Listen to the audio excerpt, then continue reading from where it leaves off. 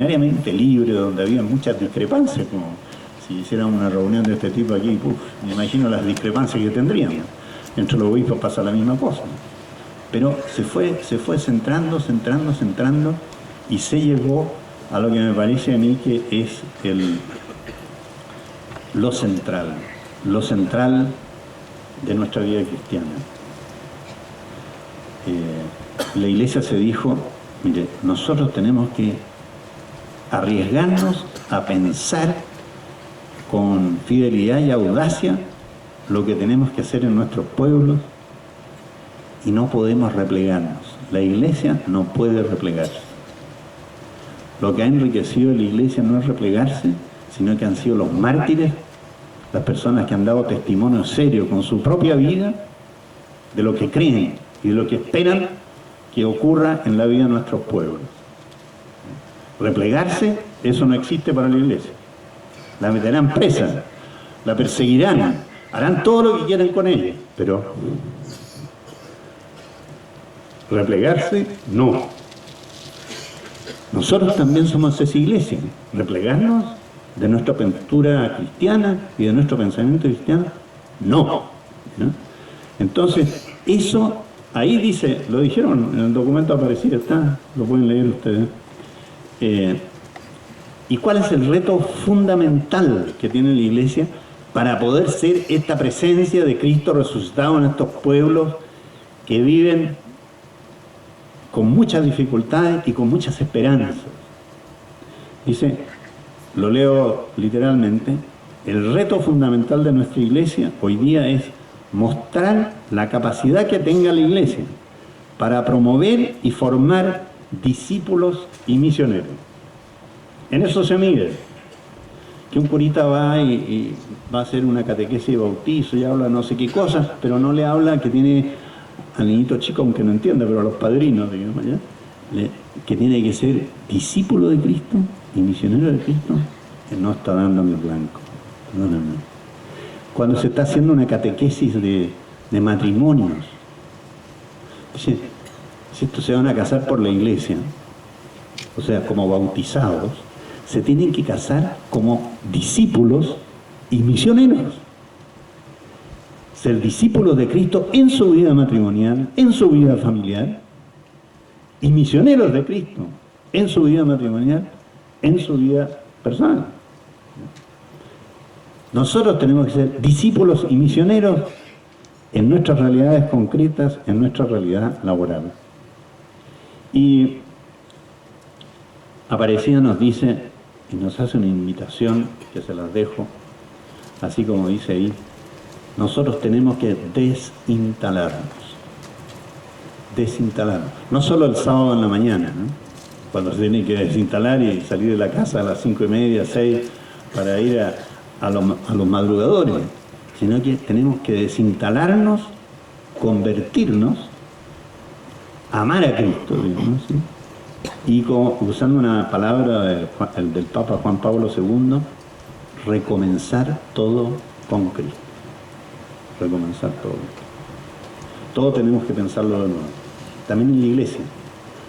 No quiere decir que todo lo que estamos haciendo en la vida de la Iglesia, desde nuestra liturgia hasta nuestros sacramentos, nuestras catequesis, nuestros colegios, todas esas cosas, hay que pensarlas de nuevo, desde Cristo. Eso es lo que nos pedía el Papa Juan Pablo II. Y esto es muy importante. Esta es la tarea que tenemos por delante y me atrevo a decirle, también es la tarea de todo cristiano. Es la tarea que Jesús invitó a hacer a Nicodemo. ¿Se acuerdan de Nicodemo? Y que dijo, oye Nicodemo, tú tienes que nacer de nuevo. O sea, hay que nacer de nuevo. Yo me acuerdo, yo trabajaba con juventud secundaria, los chiquillos que están en el liceo aquí en Concepción, y le dije a un chiquillo, bueno, ¿y tú de qué te ha servido ser católico y estar en el movimiento de Schoenstatt? Y me dijo, padre, ahora no juego más billar. A ver, ¿cómo fue esto? Le dije, no juego más billar, no, ahora voy a clase. Es que no iba a clase, iba a jugar billar. Entonces, ¿dónde noto yo que estoy recomenzando mi vida en Cristo? ¿Dónde lo noto? Y pregúntese cada uno de ustedes dónde notamos que nosotros estamos naciendo de nuevo. ¿Ya? Lo de Nicodemo. La palabra de Nicodemo fue la que nos dejó volando Juan Pablo II. Recomenzar todo en Cristo, ¿eh? Como discípulos y misioneros.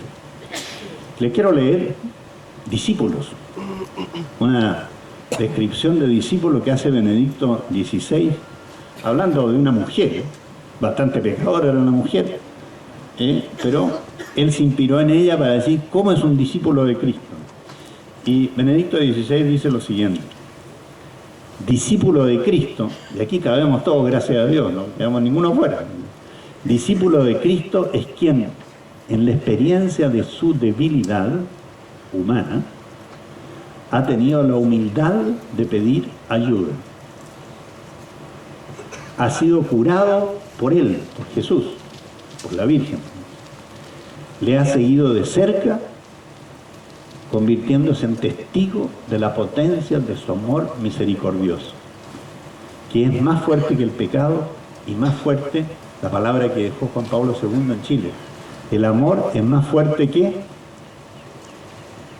la muerte. Cuando estuvo el Papa aquí, no sé si alguno de ustedes estuvo en la reunión allá en el parque, antiguo Parque Cousiño, no sé cómo se llama ahora. ¿Ah? El Parque O'Higgins.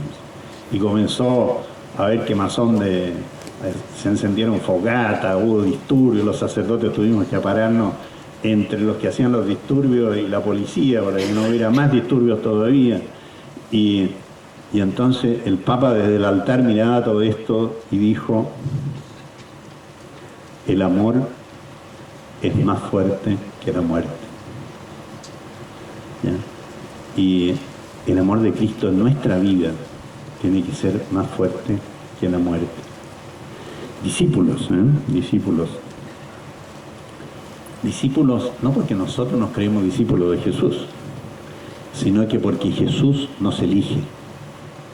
Cada uno de nosotros que estamos aquí, el Señor nos llamó, nos dijo: a ver, a los franciscos, hablando de San Francisco, a los franciscos que están aquí, vengan, los necesito. ¿Ya? Y a cada uno. Y tenemos que decir lo siguiente, que Jesús elige y da encargos. ¿Ya? Si el que eligió, lo eligió por algo. No elige nunca sin encargo. Cada uno de nosotros nos tenemos que preguntar: si yo soy católico, es porque el Señor quiere algo de mí. No elige sin encargo. Y ojo, no encarga sin elegir. ¿Ya? Es astuto el Señor. ¿Ya? Porque yo no le voy a dar un encargo a un Señor que no le tengo tanta confianza. O que no sé que anda conmigo. Entonces, elige para un encargo, pero no encarga sin elegir. ¿Ya? Eso me parece que es muy importante. Y también la misión, ¿no? Ya les leí ese texto del Papa que es muy bonito. En Aparecida dice lo siguiente: la misión no es un programa y no es un proyecto. Olvidémonos de eso. Nosotros en la pastoral de la iglesia muchos años estuvimos acostumbrados a planificarnos igual que por objetivo, igual que las empresas. Es lo más errado que hay, lo más errado posible que hay. Y tenemos que decir, la misión es compartir la experiencia del acontecimiento, del encuentro con Cristo, testimoniarlo y anunciarlo. ¿Qué van a hacer los madrugadores cuando salgan de aquí? Su misión.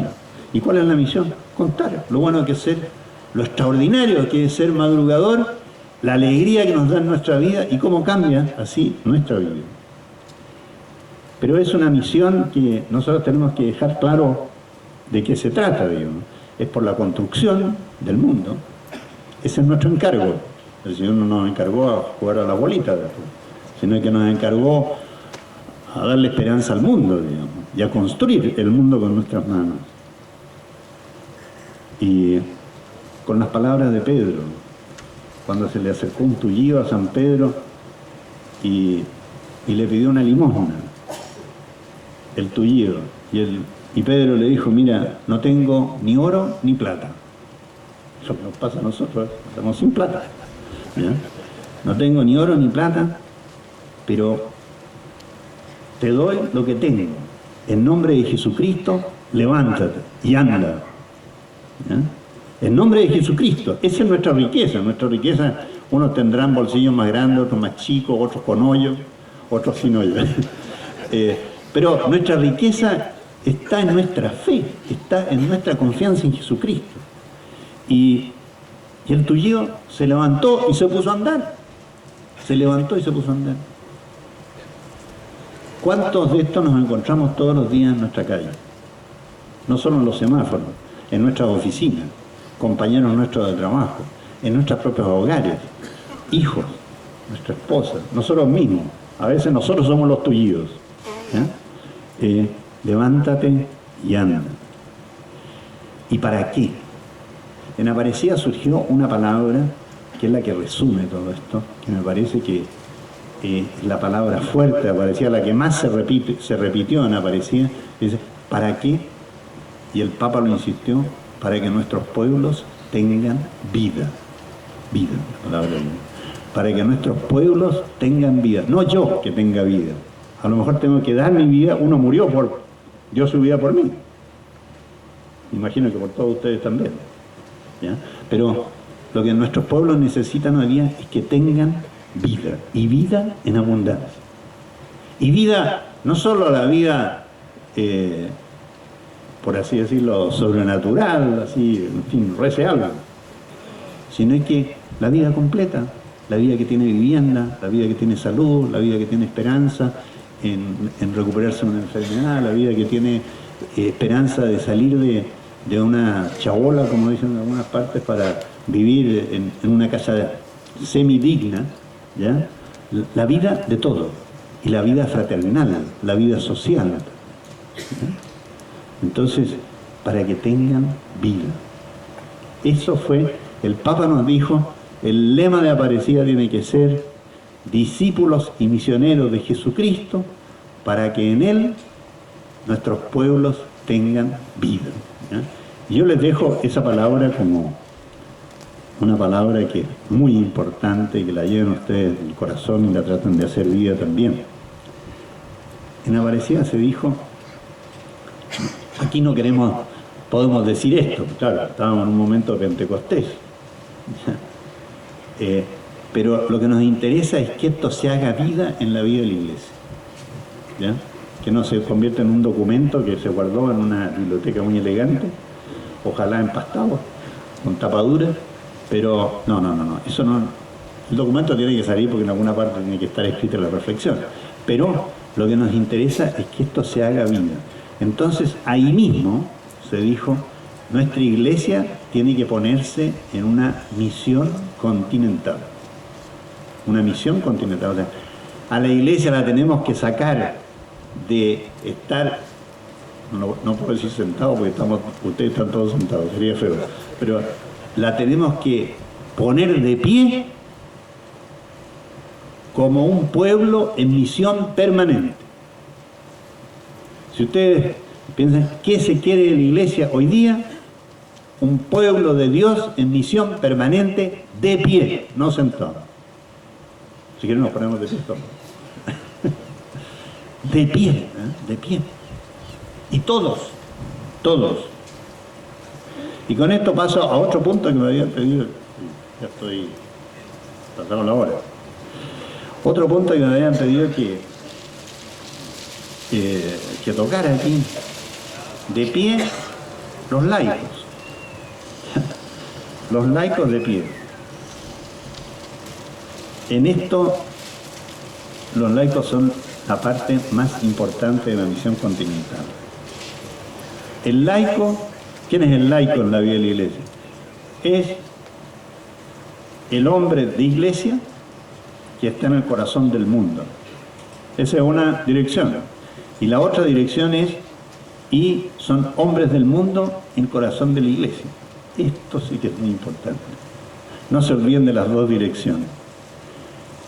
Hombres del mundo, hombres de la iglesia en el corazón del mundo, hombres del mundo en el corazón de la iglesia, porque el mundo tiene que estar en el corazón de la iglesia. Jesucristo murió por el mundo, no murió por hacer el club de los cristianos. ¿Ya? Murió por el mundo, murió por todos, por la persona, no voy a decir quién, pero por la persona que uno puede pensar más ajena a los intereses del Evangelio, por eso, que no tiene ni idea. Pero Jesucristo murió por los musulmanes que a lo mejor están persiguiendo a la iglesia. Jesucristo murió por los chinos que están por tocar gente de lejos, pero eso las tenemos muy cerca, las tenemos a veces en nuestra propia oficina, a veces en nuestra propia casa. Murió por todos. Entonces, esa realidad del mundo, que es una realidad laical, hay que llevarla al corazón de la iglesia. Y no dejemos que nuestros pastores que están al servicio nuestro no tengan presente esto, porque entonces comienzan a hacer unos planes y unas planificaciones que no nos sirven. No se está planificando con criterios de iglesia laical, sino que se está planificando con criterios, puras cosas de catequesis, de sacramento, de cosas así, que son muy importantes. Pero lo otro hay que llevarlo también ahí, ¿no? Entonces, ese laico que es la iglesia en el mundo y el mundo en la iglesia tiene que ejercer una acción transformadora en el mundo de hoy. El ser laico en una parroquia ayudándole al cura, que sé que es necesario, todo respeto a todos los párrocos que están aquí, que es necesario, pero es una ayuda, es una cosa. La presencia esencial del laico es en la vida del mundo. En esto tenemos que tener, nosotros sufrimos de una enfermedad aquí, en nuestra iglesia, y yo que vivo en Colombia lo siento más fuerte todavía, un tremendo clericalismo. Parece que la iglesia fueran los obispos y los sacerdotes y bueno, y los demás ayudan en lo que puedan. No, es justo al revés, ¿no? El clericalismo para los laicos es más fácil, porque hay otros que están decidiendo por uno y pensando por uno, que no debería ser, pero en fin, es más fácil. Pero también el clericalismo es más fácil para los clérigos, porque es más fácil mandar que tener que dialogar con alguien para saber qué hacer. Y a veces nos pasa en la parroquia, ¿no es cierto? Llegamos a la parroquia, llegamos con una buena idea, y el padre nos dice, venga mañana porque ahora no tengo tiempo. Pasan esas cosas. El clericalismo no es que los cleros hacen una cosa y los laicos hacen otra, sino que el clericalismo es que uno nos sometemos unos a otros a lo que más se nos acomoda. Entonces la iglesia sufre de postración. El clericalismo es una enfermedad que postra a la iglesia. No es postre, sino que es postración, que es mucho peor. Entonces, todo esto tenemos que, el laico tiene que hacerse presente de esta manera en la vida de la iglesia. ¿Cuántos planes pastorales se hacen en nuestra diócesis que nunca se les ha consultado a ningún laico? O al laico que se le ha consultado es el que dice que sí porque lo dijo el obispo o porque lo dijo el párroco. Entonces, eso no es ningún aporte, es un sometimiento. Pero ¿dónde estamos los que estamos pensando desde el mundo para poner al mundo en la vida de la iglesia? Y el varón en esta iglesia, me dijeron también, y con esto voy a terminar, que sea muy brevemente. El varón hoy, es cosa seria. Como dijo el obispo, mis queridas hermanas, y se dio cuenta que tuve que cambiar nomás, gracias a Dios. Pero la condición de varón es una condición transversal a toda la iglesia. Laico, sacerdote, religioso, obispo, todos varones. Todos varones. ¿Y dónde estamos? Evidentemente que cuando uno dice un varón, no está hablando de un hombre desarticulado, de un machista. Como cuando uno dice mujer, no está hablando de una feminista. Porque los hombres desarticulados no saben cómo integrar lo femenino en su vida, sino que Estamos hablando de alguien que es consciente que hay otra dimensión del mundo y está participando y está recibiendo en su propia realidad la dimensión femenina, porque son la mitad del mundo, querámoslo o no, pero son la mitad, digamos. Y Dios lo quiso así. Cuando Dios dijo, hágase a semejanza mía, pero el Señor quedó un poco desconcertado seguramente cuando dijo esto, dijo, bueno, esta semejanza la vamos a desdoblar. Y entonces hizo hombre y mujer. De manera que la semejanza es cuando podemos pensar parecido, actuar consciente de que son dimensiones distintas, necesarias a lo que queremos hacer. Entonces, nosotros, ¿qué se nos pide como hombres, como varones? Yo creo que es muy difícil determinar, así como por exclusión, qué es lo que es lo típico del varón y qué es lo que puede ser también de la mujer. Muy difícil. Total, tenemos la misma dignidad. Dios nos creó en una unidad conciliable, no irreconciliable, casi lo digo, pero nos creó de otra forma. Entonces, es una unidad en una cierta polaridad permanente. Si se pierde la polaridad, se empobrece la unidad. Y si se quiere que sea pura unidad, se empobrece la polaridad y salimos perdiendo los dos. Entonces, cuando uno trata de ver qué es lo que podría ser lo más distintivo del varón, yo les diría una cosa, lo que la gente le pide en la casa a ustedes. En ese sentido las mujeres tienen buen olfato, dicen, ¿dónde está tu autoridad aquí en esta casa? ¿Ah? Claro. En el trabajo, ¿dónde está tu autoridad? En la calle, ¿qué autoridad tienes tú? ¿Con qué autoridad me estás hablando tú a mí? Entonces, espontáneamente lo que se le pide al varón es que tenga autoridad, ¿ya? Y esto es de lo más importante que se puede decir. Por supuesto que la mujer también tiene autoridad, ¿no? Nadie ha dicho que no la tenga, la tiene, por supuesto. Pero ella misma le dice a uno, ¿dónde está tu autoridad? ¿Eh? ¿Por qué? Porque la autoridad de ella necesita el apoyo de la autoridad del hombre. Por manera de ser, por esta imagen, por esta semejanza. ¿Eh? Entonces, y nosotros tenemos que preguntarnos cómo tiene que ser esa autoridad. ¿Cómo tiene que ser esa autoridad? Y dicho muy sencillamente, bueno, esa autoridad tiene que ser consciente como la autoridad de Dios, consciente que la creación del mundo, la construcción del mundo está desdoblada en hombres y mujeres, pero que ese mundo necesita de la autoridad del varón. Un varón sin autoridad es lo más triste del mundo. Es lo más triste del mundo. Yo puedo perder la autoridad frente a los demás por mi comportamiento. O puedo perder autoridad que los demás digan, ¿cómo le voy a hacer caso a este? Mi jefe podrá gritarme todo lo que quiera, pero mientras más grito, menos autoridad que hay. Una familia, uno se da cuenta donde hay autoridad. Cuando en la familia todo se maneja con gritos, quiere decir que hay muy poca autoridad. Cuando en una familia todas las cosas salen suaves, los hijos andan bien, toda la casa está ordenada, quiere decir que hay mucha autoridad. Entonces, ¿cómo tiene que ser esa autoridad? Esa autoridad, la mejor manera de describir en una imagen esa autoridad es de un padre maduro. No más duro, sino que maduro. Y porque más duro es menos autoridad. En cambio, más duro es una autoridad moral que vale la pena. Y esto vale en la vida social, esto vale en la vida laboral, en la jurisprudencia, esto vale en todos los lugares donde nosotros estamos, en nuestro propio lugar de trabajo.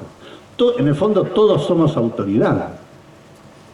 En distintos ámbitos tenemos más o menos autoridad, pero todos nosotros somos autoridad. Todos tenemos autoridad. Entonces, ¿cómo lo ejercemos? El que pierde su autoridad, yo les decía, las pierde por malas costumbres, porque a este, como decimos aquí, ni a misa con él. Menos mal que hemos estado todos en misa juntos, aquí sí que puedo, ¿no? Pero, ni a misa con él. Pero también yo puedo perder la autoridad por una enfermedad, por ejemplo, que me incapacita. Entonces tengo que tener cuidado cómo se ejerce, por un desequilibrio psíquico, qué sé yo. Pero sobre todo uno pierde la autoridad por las costumbres que uno tiene, por la moralidad de mi propia vida, por la moralidad de mi propia vida. Y mientras más se grita, menos autoridad; mientras menos se grita, mejor autoridad.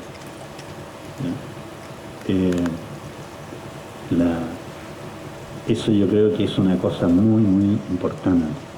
Y la autoridad, el ser esa autoridad madura, a los demás le da seguridad. Nosotros no hemos escuchado que Pancho no grite mucho en esta reunión. Quiere decir que tiene una autoridad tranquila y nosotros lo respetamos como autoridad. No solo por ser hijo de San Francisco, por tu nombre, pero en fin. No hemos escuchado gritos de aquí. Por lo menos yo no lo he escuchado. Tal vez entre ellos el equipo directivo se habrá gritado un par de veces, porque eso pasa inevitablemente. Tampoco. Entonces son grandes autoridades. Pero las vociferaciones y las descalificaciones que nosotros escuchamos en nuestro mundo político, mientras más grita un político, menos autoridad tiene. Eso, muy tranquilo, muy sencillo. Si nos van a tratar a gritos, yo no lo elijo. Yo no lo elijo. Al que me trata a gritos, yo no lo elijo. Porque no me está respetando. No está diciendo, yo quiero colaboradores y no quiero gente que tengo que gritar para que hagan algo. Entonces, estos son criterios concretos de la verdadera autoridad. También la autoridad nos da ciertas certezas, nos ayuda a entender lo que es la verdad, que no es solo el cómo, sino que es los porqués de las cosas, como les decían. También la autoridad nos ayuda a crecer en las raíces nuestras, en las raíces espirituales y vitales que nos equilibren a cada uno de nosotros. Si nosotros nos gritonean mucho, al final tenemos dos posibilidades: o nos rebelamos o hacemos los gritos. Pero rebelarse y hacer los gritos es simplemente perder la propia libertad, perder la propia capacidad de pensar y perder nuestra propia autoridad. Es otro el que tiene la autoridad.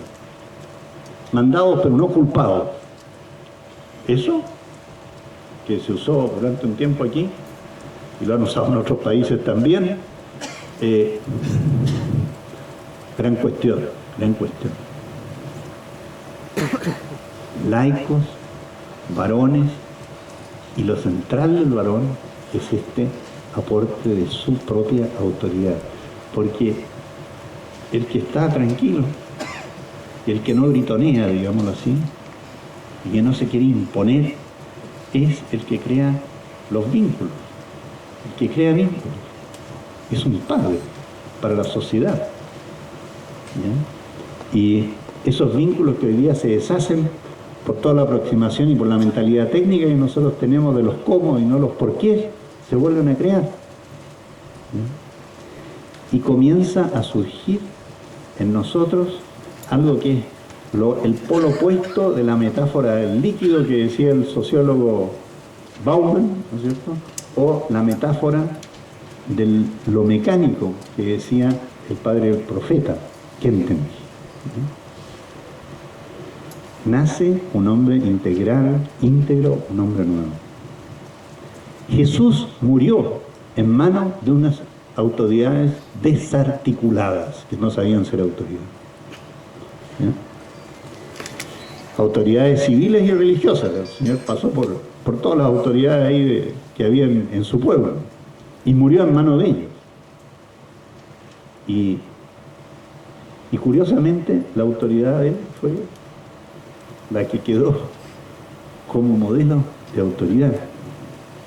Recuerden tantos pasajes del Evangelio donde decían, la gente se preguntaba, ¿de dónde le viene tanta autoridad?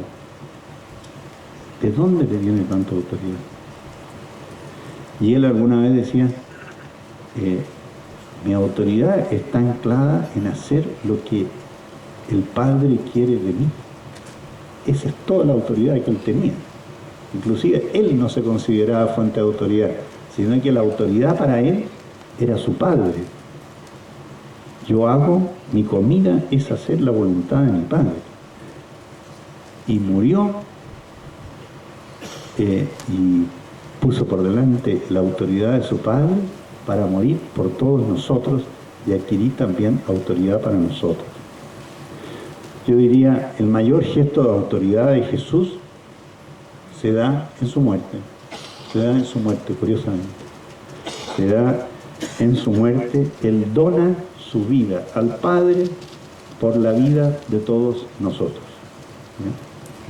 Es interesante que junto a Jesús en la cruz, cuando Él muere, había una mujer. Había una mujer. Y esa mujer es la que permite que el momento de la crucifixión sea un mensaje de vida, si no sería un desastre de muerte. Y que para Juan, que estaba ahí junto con esta mujer, a quien Jesús le dijo, Juan, ¿no es cierto?, he ahí a tu madre. Para Juan, la muerte de Jesús también fuese una fuente de vida para él, porque ahí estaba una mujer, estaba María. Junto a María, este varón de dolores, Jesús, se tornó Señor vivo y de vida, modelo para todo varón. Con eso terminemos esta reflexión y a quien madruga, Dios le ayuda también en esto. Muchas gracias.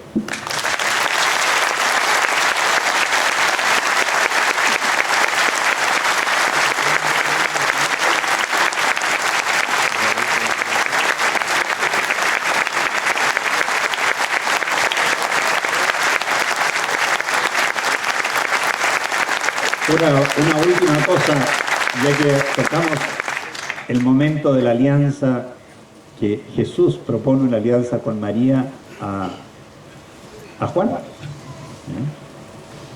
Y ayer 5 hermanos nuestros, 7, yo estaba en una esquina que no alcancé a ver, 7 hicieron su alianza. La alianza es esto. La alianza es recoger la palabra de Jesús, es decir, he ahí a tu madre para que tú seas mi discípulo. Entonces, la alianza, y recuerdo la alianza de amor que se hace en Schoenstatt, es eso, es replicar esta última alianza que Jesús nos dejó, o Juan nos dejó magníficamente espejada en la muerte de Jesús.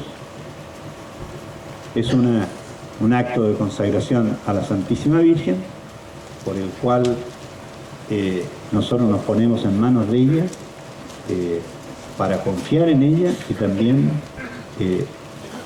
le pedimos a ella y nos ponemos a disposición de ella para lo que ella quiere. Les voy a dar una descripción de alianza de amor de Schoenstatt que me dio una chica de 14 años cuando iba a hacer su alianza de amor. Y yo, antes de la alianza de amor, le pregunté, estaba en una conversación, y le dije, a ver, Silvia, porque se llama así, se llama, todavía no se muere, se llama así, le dije, ¿qué es la alianza amor para ti? Y me miró con una cara así como así, este padre hace preguntas tontitas. Y me dijo, muy sencillo, padre, muy sencillo. La alianza de amor es que yo necesito de la Virgen. Y la parte que es la diferencia específica schoenstattiana, la Virgen necesita de mí. O sea, esto es el Señor resucitado que necesita, no de que lo hagan presente porque está presente, no está ausente, digamos así, pero necesita de nosotros para hacerse presente a los demás. Y esta chiquilla me lo dijo, esta chica me lo dijo de una manera que nunca se me ha olvidado en mi vida. Y Me dijo, la alianza de amor, muy sencillo, padre. Yo necesito de María, yo creo que nadie aquí lo discute. La cuestión, la diferencia es, pero ella me necesita a mí, necesita mis manos, mis oídos, mi corazón, mis pies, mi pensamiento, mi amor, mi generosidad, para hacer presencia, no de un ausente, sino de un presente. Eso fue lo que vivimos ayer. Muchas gracias.